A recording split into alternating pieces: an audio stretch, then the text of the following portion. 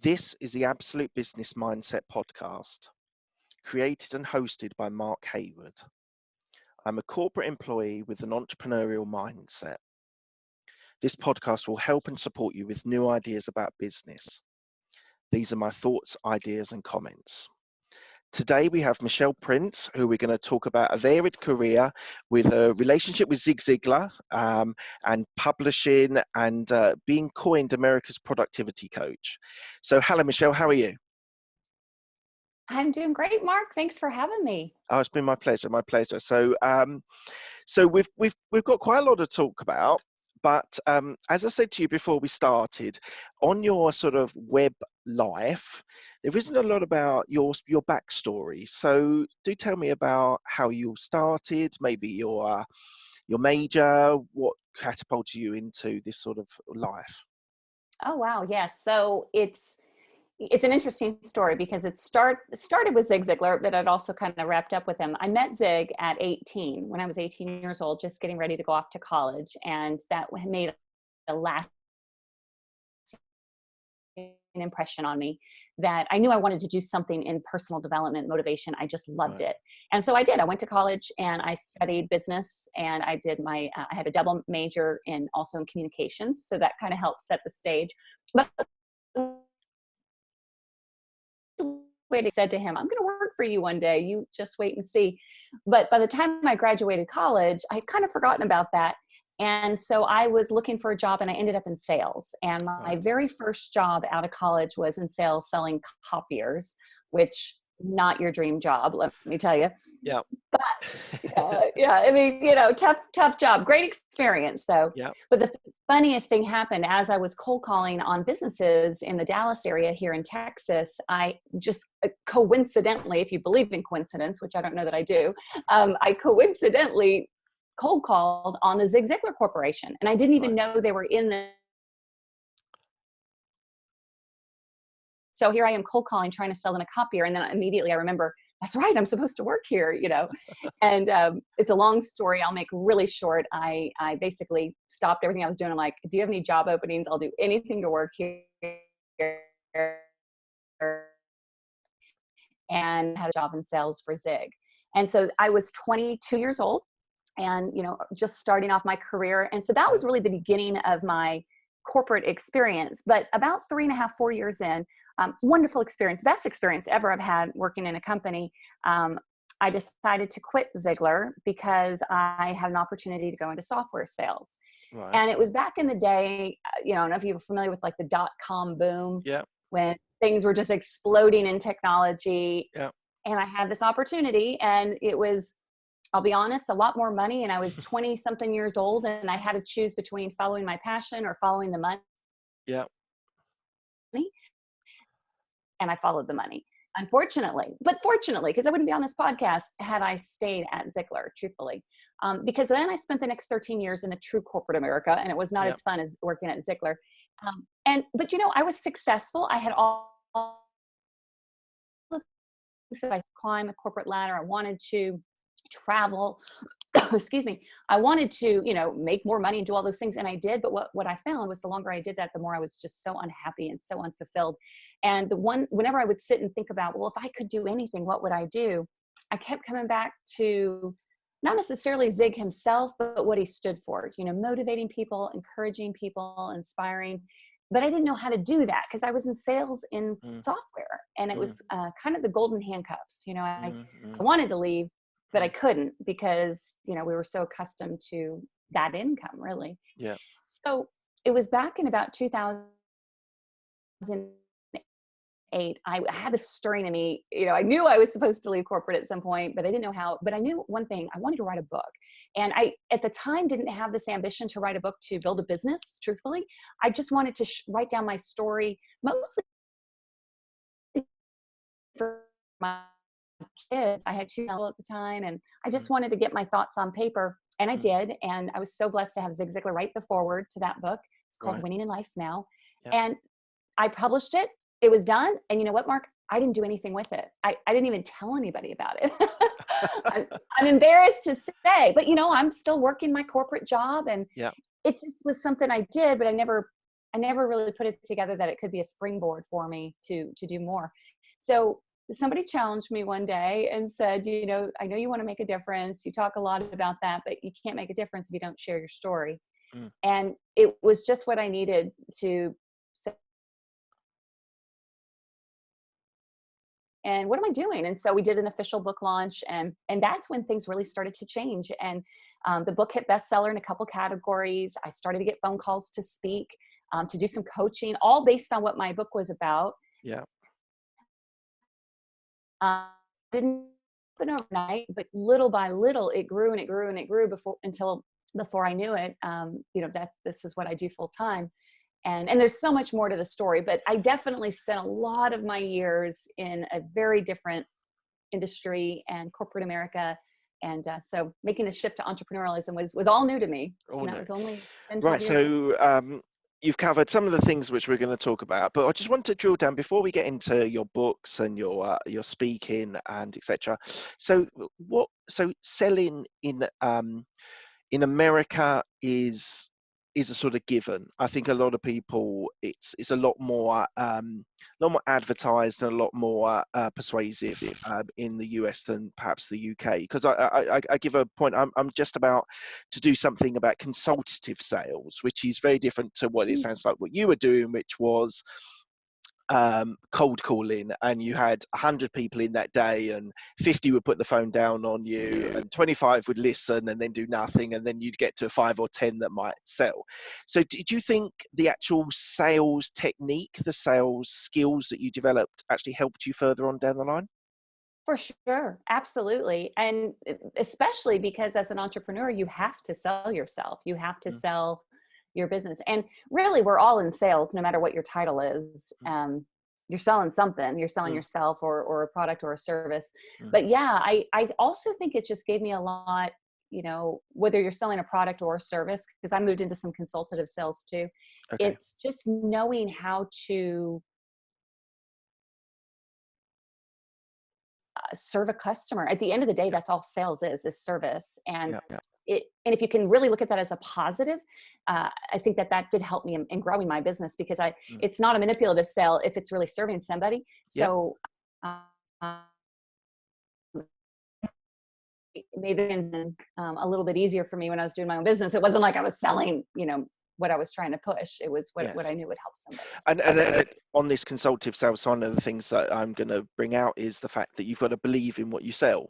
So Yes. it's very, very important to believe what you're selling, because you can be a lot more authentic and a lot more persuasive with it. So um, so do you so did you so obviously the finance of sales was an attractive facet, but do you think selling, so if you're talking to my UK audience, I've got audience all over the world, but the UK audience, why do you think some people in the UK are a little bit scared of sales? Why are the Americans a little bit more natural at doing sales? Well, I don't even know that all Americans are that natural at True, it. true. I Truthfully, was it's wildly generalizing. I apologize. yeah, no, it's, you know, I think, you know, that's a great question. And I think a lot of times people, especially even myself, when I started in sales, it was just that fear of, you know, am I going to come across pushy? Or, Mm, you know, I think speaking again for myself, before I got into sales, and part of my funny story when I ran into cold calling on Ziglar's office, yeah. in my 6 months of selling copier sales, I hated it so much. I mean, hated it, that I made a promise to myself that the next job that I just promised myself I would never be in sales again. I Mm, really despised it that much, but it right. was because I was in an environment of some unethical people. It just wasn't a good Right. environment, and I didn't love what I was selling, and I think it showed. Yeah. But then I ended up working at Ziglar, and it was a sales position, which was Mm, hilarious because I was like, really? I didn't want to do sales. But that was, I think, because I loved it. I believed wholeheartedly if somebody read one of Zig's books or got one of his tapes or booked him to speak on a stage, or if we did mm, training for a company, I knew it would change their lives. And it mm. wasn't a sale. It was like a responsibility to, you need this. If Yeah. you want to succeed, you need this. So And so for me, it is all about, it has to be something that you truly believe in. And, maybe in the United States, we're a little bit more willing to take a risk, maybe. I don't Right. know if that's Yeah. true or not. Maybe. Um, Yeah. or we're more willing to look foolish. I don't know. Because I had more bad sales calls than I had good sales calls my Right. first Good. Right. many, many, many years. But So yeah. somebody So said something, I'll just stop it with this, is that yeah. for Go on. every 10 no's you get, you'll get the one yes. And Yeah. so for me, it became Numbers a game. Yeah. and shifted my thinking. So So I'm going to be disappointed if anyone is on this podcast that doesn't know who Zig Ziglar is. But why don't you just give us a brief outline of some of the things that this amazing guy did? Absolutely. So Zig Ziglar was in the heyday, the prime of his career in the 80s, the 90s. He was first started as training in sales, master of sales techniques and things like that, and then really evolved to personal development and personal professional development, spiritual development, and just one of those individuals that he literally made an impact on millions and millions of people all over the globe, just giving them hope that they had what it took, inside already. They already had what it was going to take to be successful, to overcome their negative beliefs, and to really shift their mindset, and how that can really, make a huge, huge impact. So I kind of see him And as I've honestly never met a human being. I kind of see him as sort of the father of all of this sort of self-development, which we now have in this generation. So father of Tony Robbins, of those sorts of characters that have had a successful career. So did you meet him? Yes. Did you? How did the interaction with him go? Oh my goodness, yes. In fact, we were a small company, so he he really truly was the most amazing man you've ever met. He was better behind closed doors than he was on a Wow. stage, Right. because he just cared about each and every one of us. He would walk around. I'll never forget, I was dating my husband at the time, and he would come into my cubicle and he would ask me questions about Chris, my husband. And but he'd always say, like a protective grandfather, know, is that boy treating you right?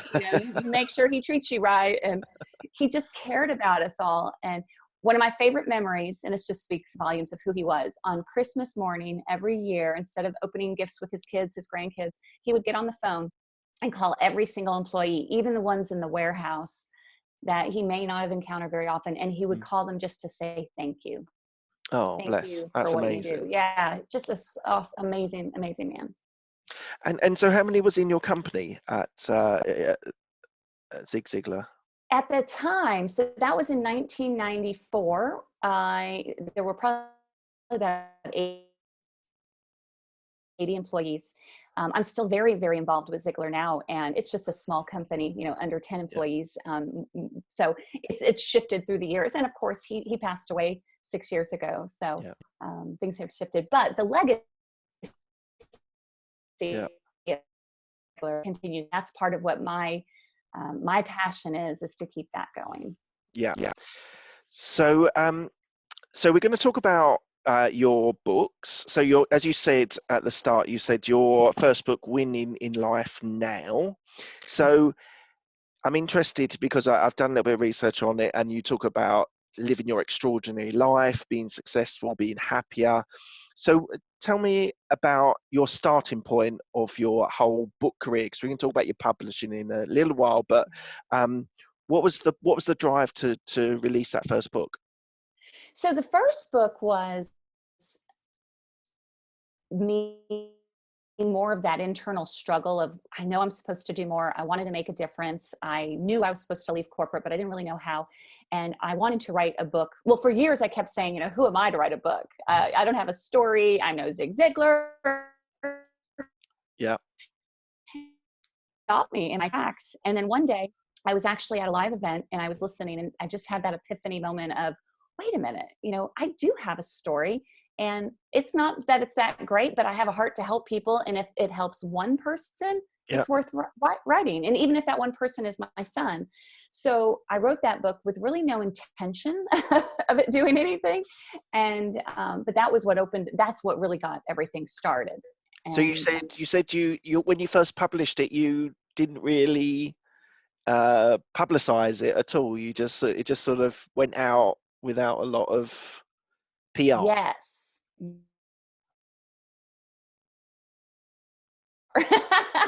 In fact, it's so funny because I kind of really was okay with the fact that the only people that would ever read this book were my family members.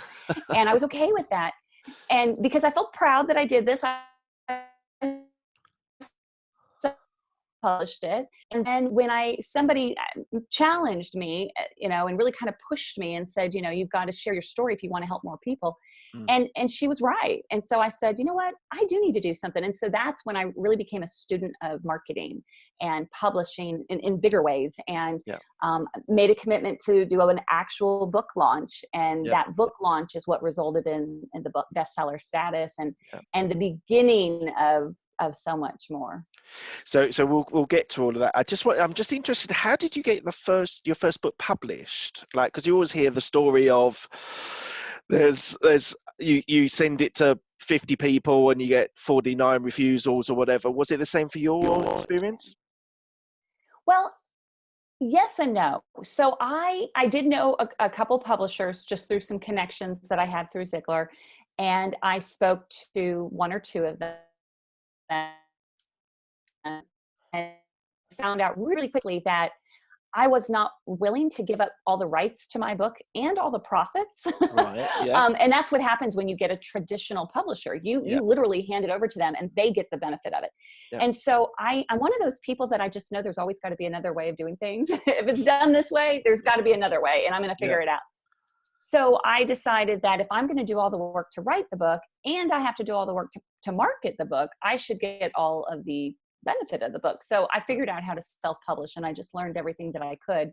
Now, that was before I had an actual publishing company. Now I do. But then it was, the book did take me a little longer. It took me about 8 months to publish, whereas now I can do them much, much faster. But it was the start of my passion for, helping other people, because really what I found my book was there are alternative ways to get a book published, and you don't have to do the traditional way, and you actually get, in my opinion, more benefit if to go this route if you're just starting. So now you're on the other side. So we'll talk about your publishing business, but now you're on the other side. How do you balance out the work the author does versus the work the publisher does after your experience that you wanted to self-publish? So you mean for my first book or for others that I'm helping with? I'm thinking, like you said, it was a struggle because financially publishing companies take a large cut. They take quite a long time to release things. Now you're on the other side of actually publishing. Have you learned from those, or what's your sort of makeup of your publishing business? Well, so our model is very, very different in that we're like a traditional publishing company. We have all the same types or covers, formatters. We'll do all of the, registrations. We'll get it on Amazon. We'll do everything that a publisher does, but I don't take any rights or royalties from my authors. Okay. And it's because of my experience. I just really believe that this is your work. So let me help you get this done, and then you reap all the rewards. And so we call it partner publishing, which just, I walk hand in hand with them to get the book produced properly, professionally. Yeah. And because there are some things you have to know about publishing, but it still keeps the author owning the rights to the work that they should own, in my opinion. That makes perfect sense. Okay, so your new book is The Power of Authority. So tell me a little bit about that one. So I'm excited about this book. Fast forward. So once I began helping people to publish book, that was 10 years ago. I've seen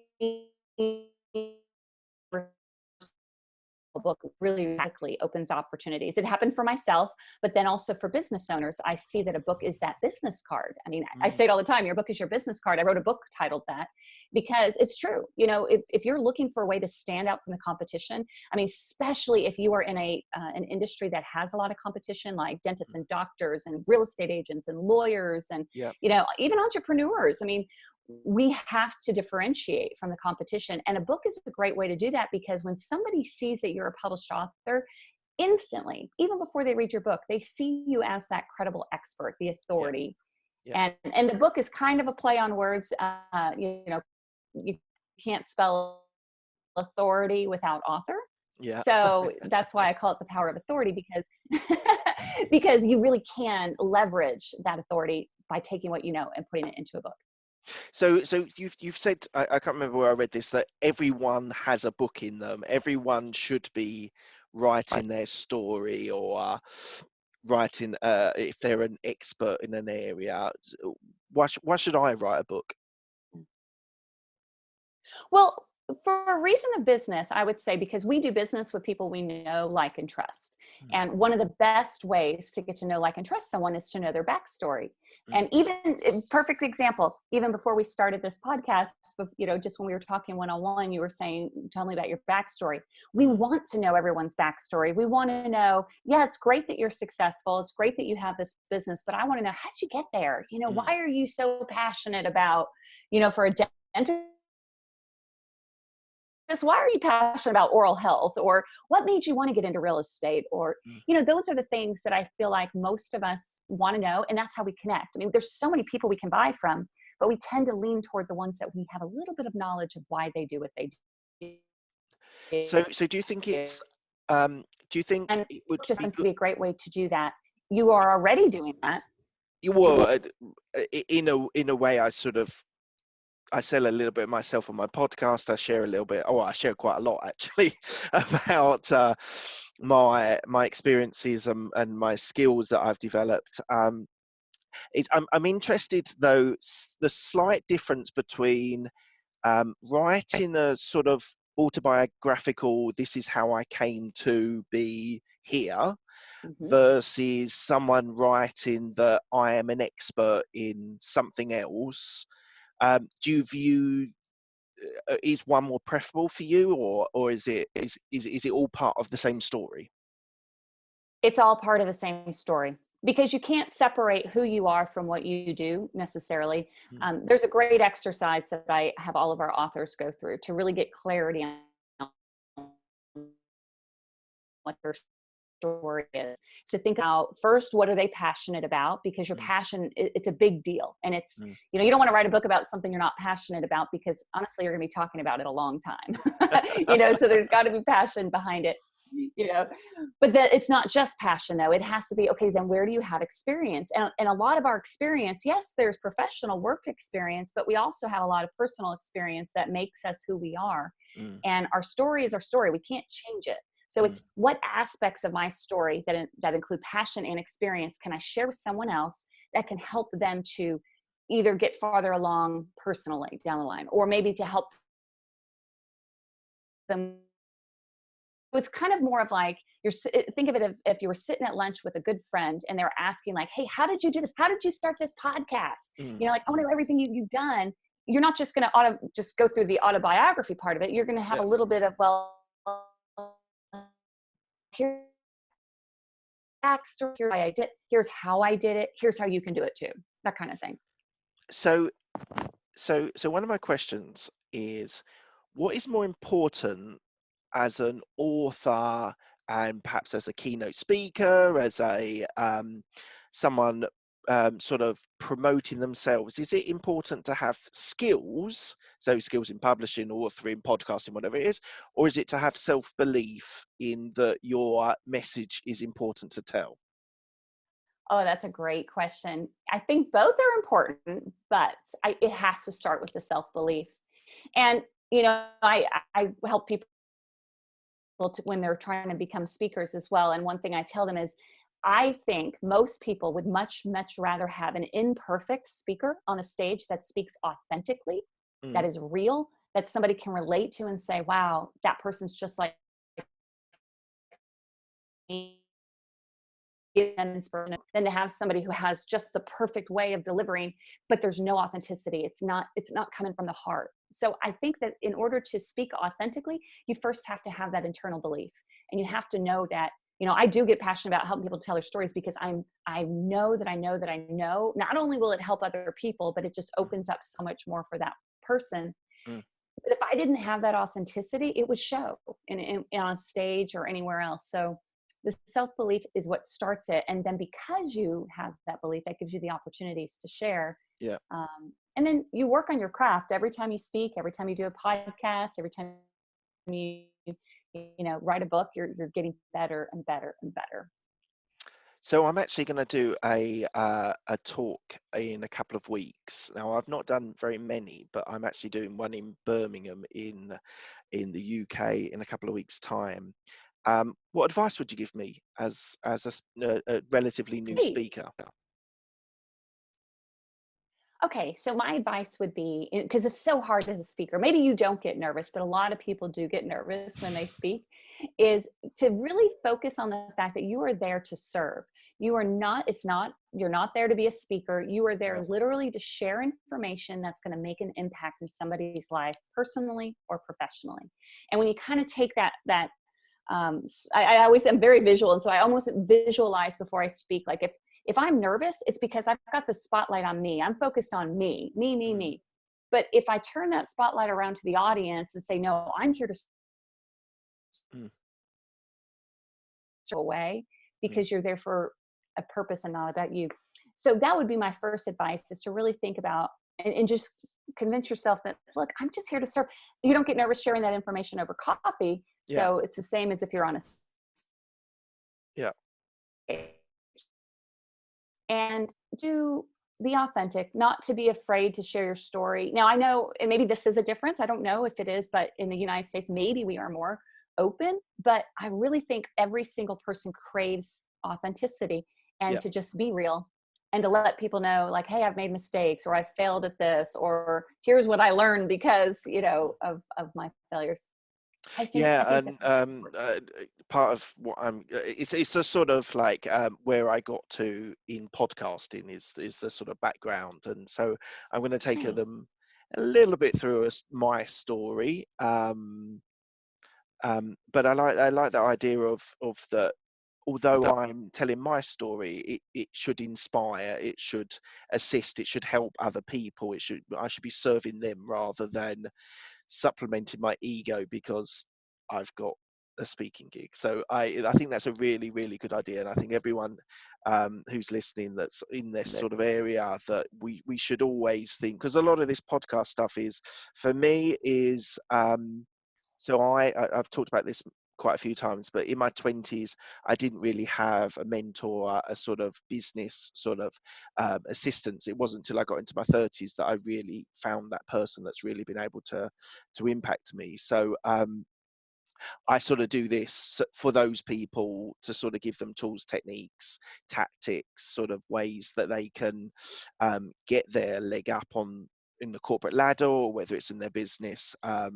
So yeah, I think that's very important to serve as much as doing for anything else.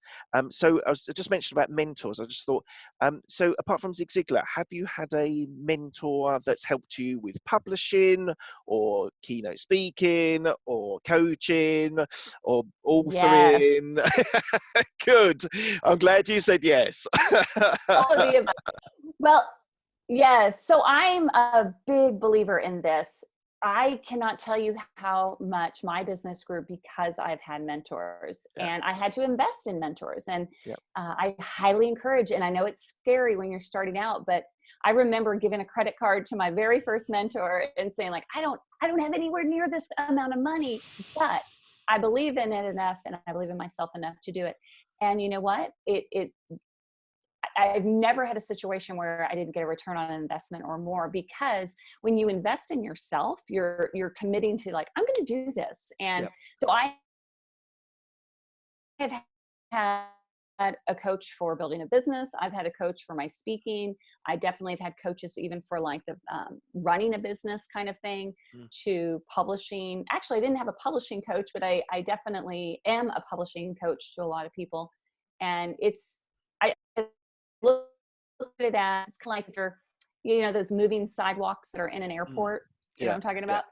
When you have a mentor, you're basically taking the same amount of steps as the person walking regular, not on the Yep. moving sidewalks, Yep. same amount of steps, but when you're on that moving sidewalk, you're going 10 times faster. Yeah. That's what a mentor does for you. Same amount of effort, same amount of steps, but they're giving you the direction to say, this is what works and this is what doesn't work. So listen to what I say. I'm so glad you said that, because it's one of the big things for me is that people should have a mentor or even a coach. It can be, they are slightly different, but essentially depending on what sort of stage of your career or what you need, I think they're so important. So so how did you get known as America's productivity coach? Okay, so this is funny. So once I decided to launch the book, Yeah. and once I really started making some traction, I was committed. And in fact, one of my mentors challenged me after, this was probably about 18 months into this. He said, I want you to write down, because I think I was having a moment of like, oh, I'm not getting where I want to go, and it's not happening fast enough. I was still Mm. working my corporate job at the time. And so it was frustrating. And he said, no, I want you to go back and write down all the things that you've done over the last 18 months.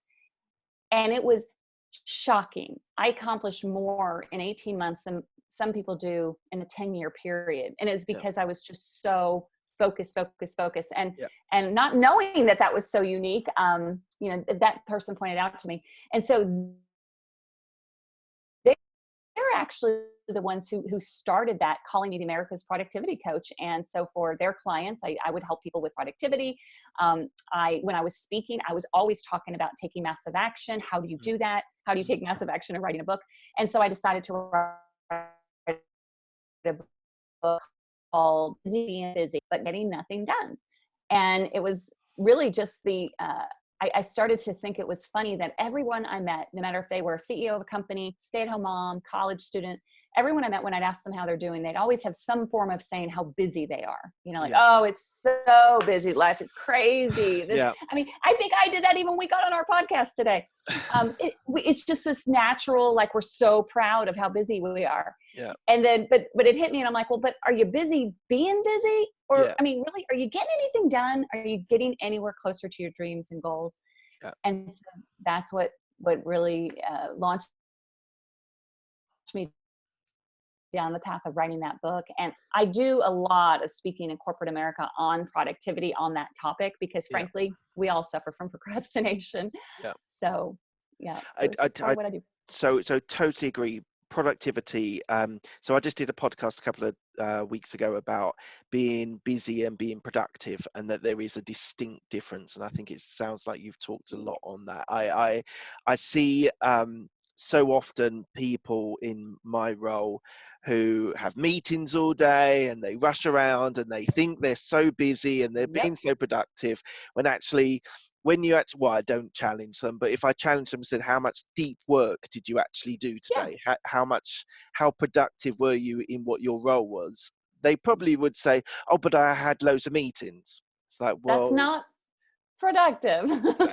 exactly. I'm so pleased you said that. So I think that's actually a really good angle for me to talk about productivity, because I've been servicing this podcast for 2 years, I think just over 2 years, and I've done this all through having a corporate career as well. And I think it's one of those things that a lot of people, you get a lot of the speakers at the moment, especially in the US, but in the UK as well, who sort of say, okay, you do your job 9 till 5, but then when you get home, do you then work till 6 till midnight, or 6 to 11, or 6 to 2, whatever it is, to do your side hustle, to do your passion, to do your thing? Mhm. And I think there's so many people that just don't. And there are a few well, not a few, it's probably more than a few. There are a few that actually completely commit to their career and they will work till midnight or 2 a.m. or whatever, because that's their passion and that's what they want to Yes. deliver. But I equally think there's a larger proportion of, definitely in the UK, I couldn't talk about the US, I was guessing the US is the same, where people come home and watch Netflix and binge on Hmm. a Netflix rather than being, what's the word? I think being more effective in other areas. Hmm.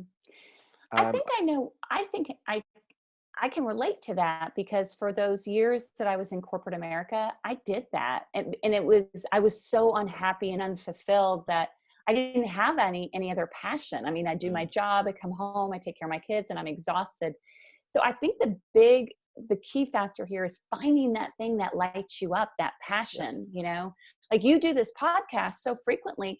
If you didn't love it, you wouldn't have the energy or find the time to do it, yeah, but you do, yeah.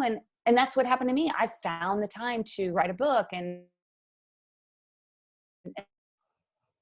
small elementary school kids. And I always tell people, if I can do this, you can do this. Yeah, But if you don't have the passion behind it, it's not going to happen. yeah, I totally agree. So you do a podcast as well. Is it for Zig Ziglar? Tell me about it. Well, I two things. I do co-host the Ziegler Show podcast every now and then with Kevin Miller. Kevin Right. Miller is the one that runs that podcast, and he's amazing. And I'm very grateful that I get to do it with him sometimes. But I am just literally this week launching my podcast. Oh, amazing. I've done about, yes, thank you. It's called The Power of Authority.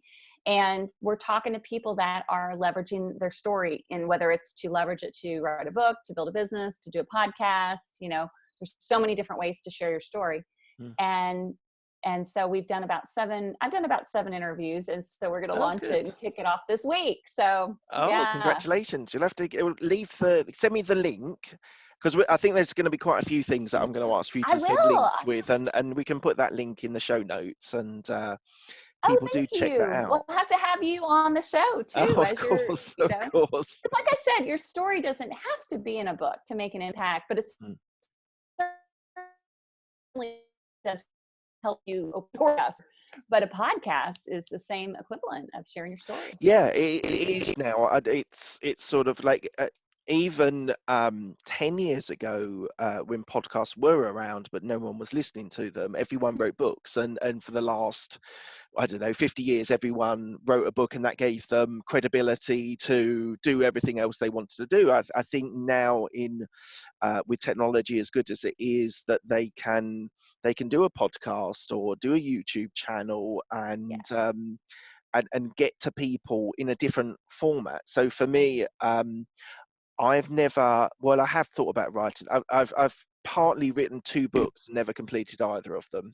A sort of, I have to confess, a sort of I'm not a procrastinator, but I find it quite difficult to do the actual process of writing. I don't find natural, where I'm happy to sit on a podcast with someone and chat for an hour, or release something for 20 to 30 minutes, and do it audible way. I find it a lot easier to do. And as I said, I think it's great you're doing a podcast. I think you'll reach people that you won't imagine that you will reach. So yeah, good luck with that. Yeah, Thank leave it you. on the show notes. Can you give me a teaser of anyone that you've got on the show, or is that all being hidden at the Sure. moment? No, I don't mind at all. We've had some amazing people so far. My first interview is with Tom Ziegler, Right. who is Zig's son, who is CEO of Ziegler Inc. And he and I go way back. When I was 22 years old and started working there, he was my boss, VP of sales. So he's one. Another really interesting. Very, very fortunate to know Kevin Harrington, who was the original shark on Shark Tank. Oh, right. And he not only he endorsed my book, but he also was on the show. And he and I got an opportunity to get to know each other the last couple of years because he did a digital course, and I was the host of that. So I got to interview him and pick his brain and how he became a shark, and Yeah. how he used sales and what he learned from Zig and all that. And then others, all of them, it's all different stories, but business owners, that Right. people that have just, they know they have something to share, they're ready to share it, and what can you do? Kevin Miller, the host of, is also a guest of mine. So just Right. my first few guests are a lot of personal connections. Oh no, But absolutely. It's a great way of doing it, and it's a little bit less stressful by doing it with people that you know. It makes it a lot easier. So you're on a well trodden path there. yeah, but I'm Um, like you. I love, yeah, yeah. I was just gonna say, I'm like you though. I love talking to people and I love learning about people's stories. So yeah, I'm looking forward to doing it. good. Um, so um, you obviously have a lot of hats. How do you juggle all the different things that you do effectively? Oh, that's a great question. I'm very big on boundaries, and I used to not be, so that's why I'm big on them. I used to be a people pleaser, so I'd say yes to everyone, and then be the only one. But I've learned, especially having kids, it's helped me a lot. You know, there's certain times I'm just not available. My nights and my weekends are for my family. Right, And so that's made it pretty easy to say, like, if it doesn't fit in this little window, I'm not available. right. And, and thing for me. And scheduling, like if it's not in my calendar, it's not going to happen. So time blocking, scheduling. Yeah, yeah. Yeah. Um, right. So on to the last question, and then I've got a quick fire questions at the end. And I've sort of come in a bit full circle. What's your winning in your life? What does winning in your life mean to you?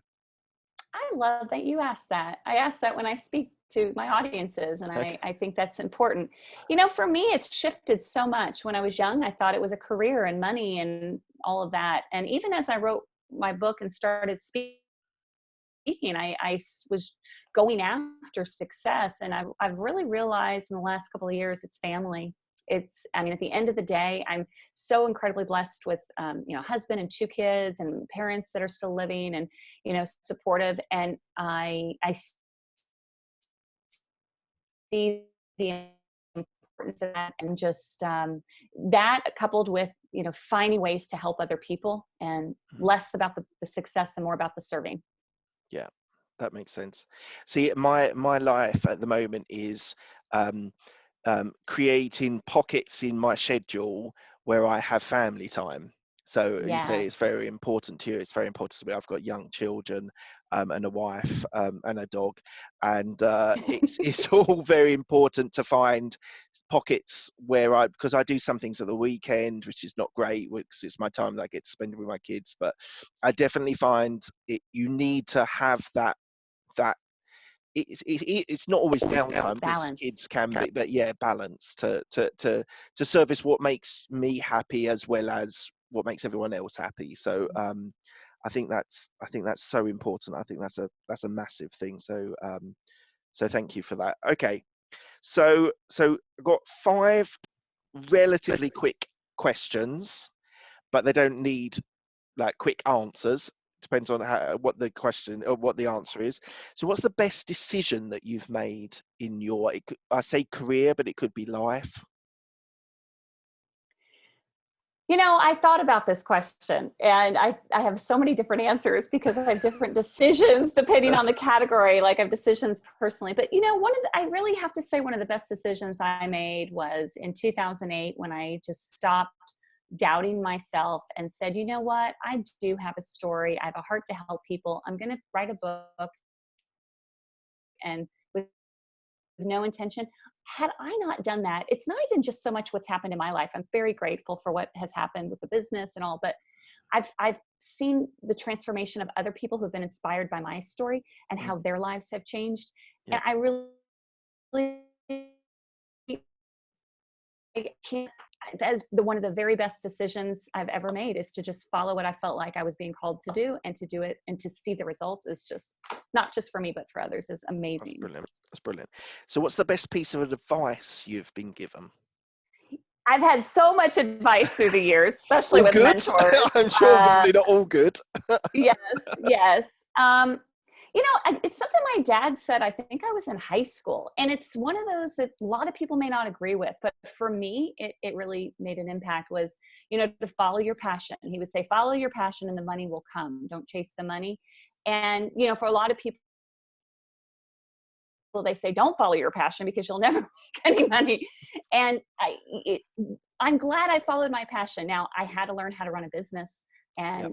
I didn't have a clue in the beginning, truthfully. So don't just follow your passion, also learn how to run a business. But my gifts, my talents, what I'm supposed to be doing. And if I would have just followed the career path or the money path, I wouldn't be doing what I love to do. And I do love what I do. That's amazing. That's amazing. And so I always think, like, following your passion. So if you're a karate expert, or you love karate, or you love cricket, or you love, I don't know, what was I going to say? Pokemon. I always tell this story about Pokemon, and I'm not sure where I picked it up from. So the Pokemon was massive in the 90s with kids and stuff, and everyone loved it. And there probably was someone on YouTube who was saying how much he loved Pokemon. And he probably went 10 years, 15 years without any sort of credence or acceptance. But when Pokemon Go came out, when the kids started playing with the AR on Pokemon Go, his numbers probably shot up. So I always think that following your passion is absolutely fine. You do have to monetize it because you obviously need a career or a business or whatever it is. But sometimes just staying patient for your time. Like, things do come cyclical and things do come back. So I totally agree with you following your passion, but I would sort of say either be patient or monetize it a way that you can supplement your life. Yes, it's about finding your passion and then taking what you love to do and what you're good at doing, and figuring out a way of how to teach that to somebody else who's willing to invest in learning. There's a lot of people out there willing to invest to be the best at cricket or the best at whatever. So why not you be the one to teach them? So that's how I'd like to piece it together. Passion, but then how can you teach what you someone else? Okay, awesome. So who helped you most in your career? Well, in the early days before I had a career, my dad was a huge influence on me and giving me advice. But then I've had friends that I've just had a lot of a great support system. I've always sought out people that were 2, 3, 4 steps ahead of me. Even when I was in sales, I wanted to talk to the number one salesperson because I wanted to know how they got there. And so not being afraid to ask people for advice. Certainly Zig Ziglar, huge impact on me, and then many of the coaches that I've worked with along the way. Right. Any regrets? Yeah, I do have regrets.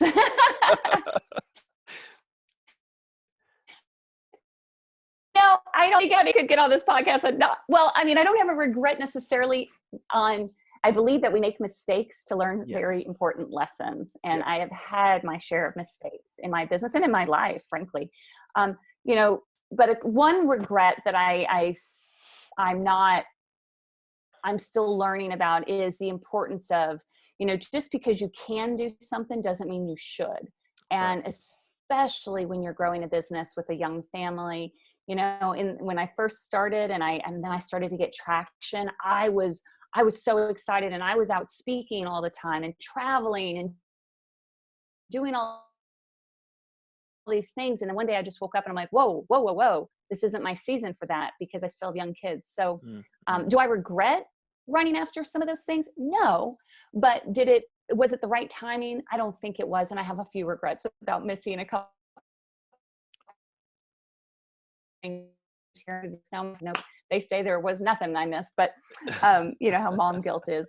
But, don't worry, you dad guilt. I've got dad guilt as well. I totally share you on that. I've missed various plays and recitals and things, and It's I one of know. unfortunately, it's part of the course, I think.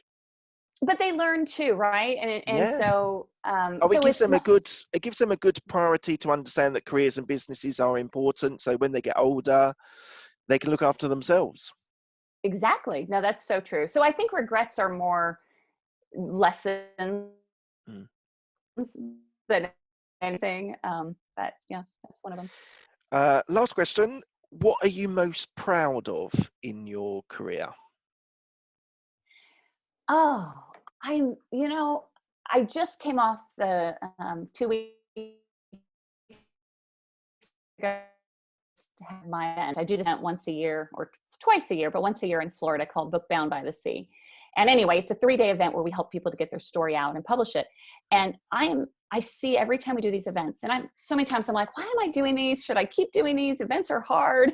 Hmm. And then I see somebody's life changed and I see the transformation and I see that light bulb moment where somebody realizes that their story matters and Mm. that it could help someone else. And so for me, that's what makes everything all worthwhile. And I feel incredibly blessed to get to do that, Yeah, that I get to do this for a living, yeah. really meant to be, and how they can really use their gifts to help other people. And that is a huge, huge honor that I don't take lightly. Yeah, sounds awesome. Um, so that's it. So thank you very much, Michelle. I really appreciate your time. It's been a fascinating sort of delve into different parts of your life and different areas where you've had massive impact. I think you've had a massive impact from the business to the publishing to the books to hopefully to the podcast as well. So thank you so much for your time. I've definitely taken a few notes on some of the things you said, like the keynoting speech, and also something which I don't think I talk enough about is about massive action. I Mm. think that's a really, really powerful point, that actually people making massive action, and it's not just thinking about things, it's actually delivering and taking those bold steps. I think I'm going to do some more work on that myself, as well as part of this podcast. So thank you very much for your time. I That's will, awesome. if you send over all your links that you want me to link to, I will happily share them in the show notes. Uh, Thank you so much. It was fun. I really enjoyed it. Excellent. All right. Thanks, Michelle.